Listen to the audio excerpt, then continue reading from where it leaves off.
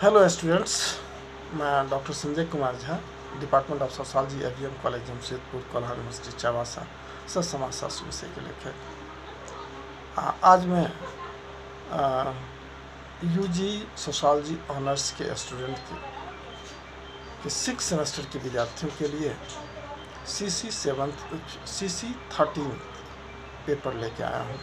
CC 13 paper में है labour and welfare, social welfare, labour and social welfare topic है आप लोगों का पेपर है। इस पेपर में जो टॉपिक है आप लोगों का वह है फैक्ट्री एक्ट 1948। और इससे पूर्व हमने फैक्ट्री एक्ट के बारे में बहुत सारे प्रोविज़न के बारे में बतलाए हैं, लेकिन आज हम मुख्य रूप से 2 प्रोविज़न पर चर्चा करना चाहेंगे।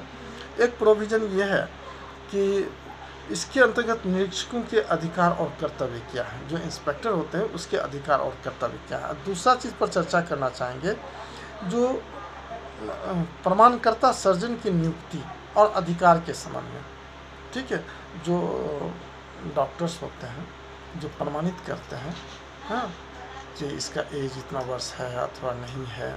तो इस 2 बिंदुओं पर आज हम चर्चा करेंगे इस वीडियो में, जो आपके लिए बहुत उपयोगी साबित होगा। तो सबसे पहला चीज़ एक चीज़ ये देखते हैं कि फैक्ट्री एक्ट 1948 में कारखाना निरीक्षकों की नियुक्ति से संबंधित जो प्रोविज़न है उस पर हम लोग आज चर्चा करते हैं और उसका अधिकार क्या है, कर्तव्य क्या है। तो राज्य सरकार कारखाना अधिनियम की धारा 8(1) फैक्ट्री एक्ट 1948 के धारा 8 के सब सेक्शन 1 में इसके तहत क्या दिया गया कि सरकारी गजट में घोषणा कर कारखाना निरीक्षकों की नियुक्ति कर सकती है। कौन करेगा? राज्य सरकार करेगा। किसकी नियुक्ति करेगा? तो फैक्ट्री इंस्पेक्टर की नियुक्ति करेगा। और ये किस अधिनियम में, किस धारा में है? तो धारा 8(1) में इसकी चर्चा की गई। साथ ही उनके कार्य क्षेत्र और उनकी सीमाओं का निर्धारण भी वो कर सकता है। कौन? राज्य सरकार करेगा। तो राज्य सरकार सरकारी गजट में घोषणा करके किसी भी व्यक्ति को मुख्य निरीक्षक के पद पर नियुक्ति कर सकता है और उन्हें सामान्य शक्तियों के अलावा कुछ विशेष शक्ति भी प्रदान कर सकता है। यह अधिकारी समस्त राज्य में किसी भी प्रतिष्ठान में जाकर के क्या कर सकता है? निरीक्षण का काम कर सकता है, निरीक्षण का कार्य कर सकता है। राज्य सरकार मुख्य निरीक्षक की सदस्यता है तो सरकारी गजट में अधिसूचना भी जारी कर सकता है कि जो मुख्य निरीक्षक का अपॉइंटमेंट करेगा, हाँ, उसके लिए वो क्या अर्हताएँ तय कर सकती है, ये सब के सब वो ऐसा कर सकता है, निकाल सकता है राज्य सरकार। इसके अतिरिक्त मुख्य निरीक्षक, संयुक्त मुख्य निरीक्षक तथा उप मुख्य निरीक्षक की भी नियुक्ति राज्य सरकार कर सकता है। अधिनियम की धारा 9 के अंतर्गत निरीक्षक के बहुत सारा अधिकार प्राप्त है। इंस्पेक्टर को क्या है? बहुत सारा अधिकार दिया गया। क्या क्या अधिकार दिया गया? तो एक अधिकार ये है कि वह सरकार की या किसी स्थानीय या अन्य लोक प्राधिकारियों की सेवा में लगे हुए सहायकों की सहायता के साथ उन्हें उचित समझता है ऐसे किसी भी स्थान पर प्रवेश कर सकता है जिसका प्रयोग कारखाना के रूप में किया जाता है। यानी जहाँ भी फैक्ट्री के रूप में जिस किसी भी स्थान का प्रयोग किया जाता है तो वहाँ पर वो सरकार या किसी स्थानीय या किसी अन्य लोक प्राधिकारियों की सेवा में लगे हुए सहायकों की सहायता से वो वहाँ पर जा सकता है। दूसरा चीज़ है कि कारखानों के परिसर जो है, उनके जो संयंत्र हैं और जो मशीनरी का परीक्षण भी कर सकता है। यानी फैक्ट्री के अंतर्गत उसकी परमिसेस का, प्लांट्स का और मशीनरी मैकेनिज्म का, इस सब का वो परीक्षण कर सकता है।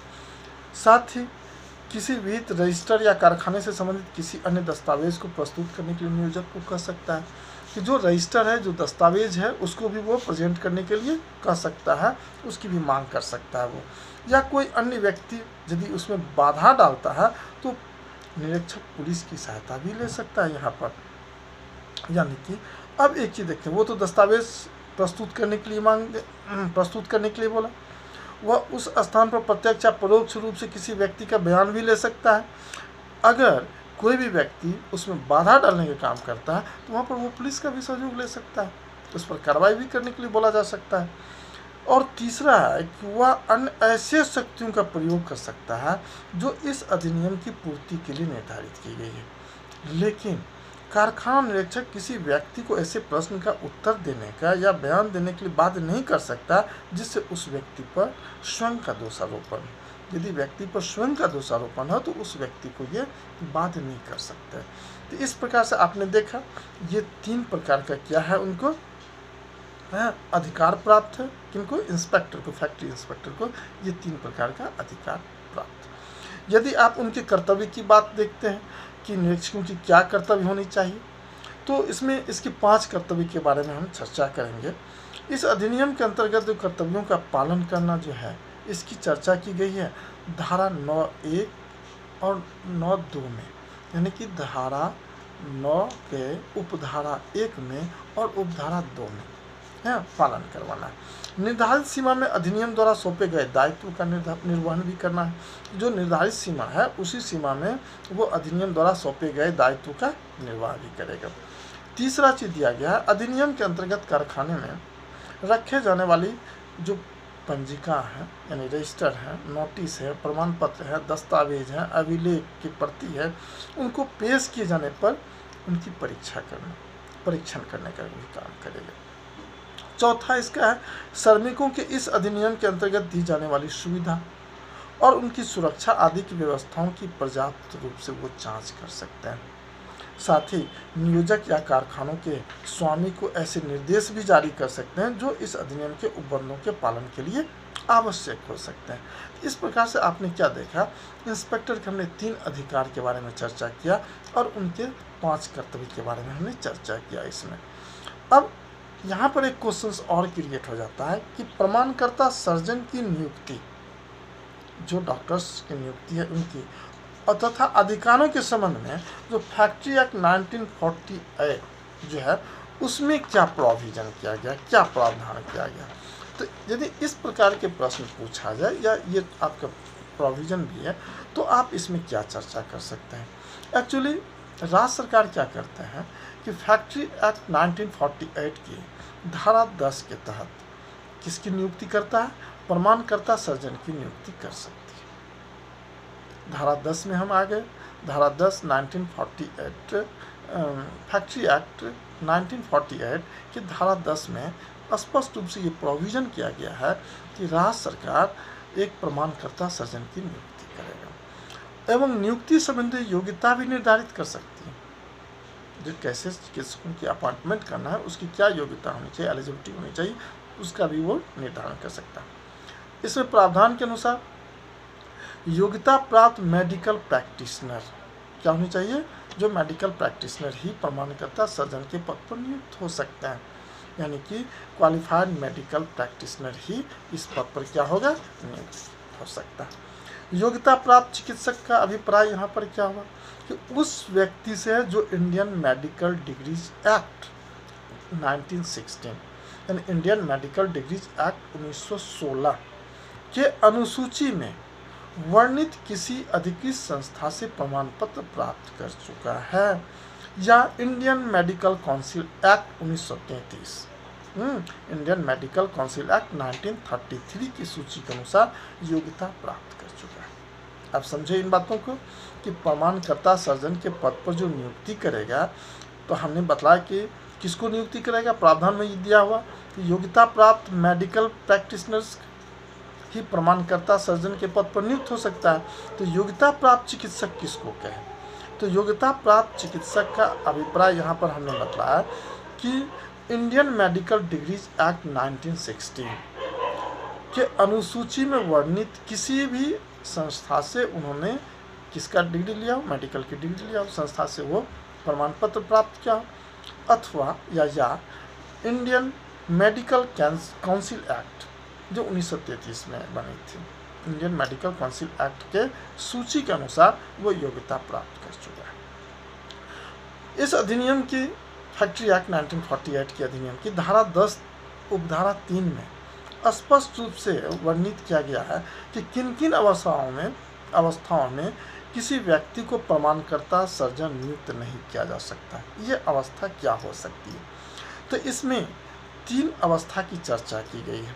एक दिया गया कि यदि वह किसी कारखाने में ऑक्यूपर बन जाता है यानी अधिष्ठाता बन जाता है, दूसरा, यदि वह किसी कारखाने या उसकी किसी निर्माण प्रक्रिया में या कारखाने में किए जाने वाले व्यवसाय या पेटेंट या यंत्र में या अन्यथा प्रत्यक्ष या परोक्ष रूप से रुचि रखने लगता है। यदि वो किसी फैक्ट्री में इंटरेस्ट लेने लगे तो वहाँ पर उसको नहीं रखा जा सकता। साथ ही एक चीज़ ये भी है, तीसरा, यदि वह कारखाने में किसी पद पर कार्य करने लगता है, यानी वो डॉक्टर, चिकित्सक यदि उस फैक्ट्री में किसी पद पर कार्य करने लगे तो उसको नहीं रखा जाएगा। हाँ, तो ये 3 चीज़ हैं जो कि आप उस सर्जन को नियुक्त उस फैक्ट्री में नहीं कर सकते हैं। किसके लिए? प्रमाणकर्ता है सर्जन के रूप में उसकी नियुक्ति नहीं किया जा सकता। प्रमाणकर्ता सर्जन जो है उसका क्या कर्तव्य हो सकता है? तो यहाँ पर देखेंगे प्रमाणकर्ता सर्जन के कर्तव्य को भी हम 3 पार्ट में बांटते हैं। एक, इस अधिनियम के अंतर्गत जो अल्पीय व्यक्ति हैं, अंडर एज के व्यक्ति हैं, उसके स्वास्थ्य का परीक्षण करना और प्रमाणित करना। जब एज डिस्प्यूट्स हो, एज के बारे में कि 18 वर्ष एज है कि नहीं है, कि ये चाइल्ड लेबर है कि नहीं है, तो उन स्थितियों में इसका ड्यूटी यही हो जाता है, कर्तव्य कि उसको प्रमाण करें। दूसरा, कारखानों में खतरनाक धंधों या प्रक्रियाओं की नियुक्ति में व्यक्तियों के स्वास्थ्य के बारे में परीक्षण करेगा। यदि खतरनाक धंधे हैं या फैक्ट्री हैं, उस प्रक्रिया में नियुक्त जो भी व्यक्ति हैं उनके स्वास्थ्य का भी परीक्षण करने का काम करेगा। और तीसरा है, किसी ऐसे कारखाने या कारखानों में जो चिकित्सीय परीक्षण, सुपरविजन करना। इसके अंतर्गत बीमारी की ऐसी घटनाएं हुई हैं जिनके बारे में यह विश्वास करना युक्ति संगत है कि उसमें चलाई जाने वाली निर्माण प्रक्रिया के फलस्वरूप क्या हो सकता है, उससे कम करने पर अन्य व्यक्ति भी क्या हो सकती है, दवाओं के कारण अन्य व्यक्ति भी प्रभावित हो सकता है। ऐसा भी चर्चा किया गया। दूसरा चर्चा है कि इस निर्माण प्रक्रिया में वहाँ चलाया जाने वाला जो भी पदार्थ है, वहाँ जो प्रयोग किया गया पदार्थ है जिनसे श्रमिकों के स्वास्थ्य पर प्रतिकूल प्रभाव पड़ सकता है, उसके बारे में भी वो परीक्षण कर सकता है, निरीक्षण कर सकता है। तीसरा, नवयुवक व्यक्ति किसी ऐसे काम में नियोजित होने वाले हैं जो उनके स्वास्थ्य को संभावित क्षति पहुंचा सकता है। अब वो नवयुवक हैं, अब वो कार्य में जाएंगे और ऐसे जगह वो नियोजित हो गए जिससे कि उनका स्वास्थ्य क्या हो जाए, प्रभावित हो जाए। तो इस मुद्दे पर भी चर्चा किया है। इस प्रकार से आपका फैक्ट्री एक्ट 1948 जो है ये भी आपका समाप्त हो चुका है। नेक्स्ट एक्ट लेकर के हम आएंगे। आज यहीं तक। थैंक यू, बहुत बहुत धन्यवाद आप सबों को।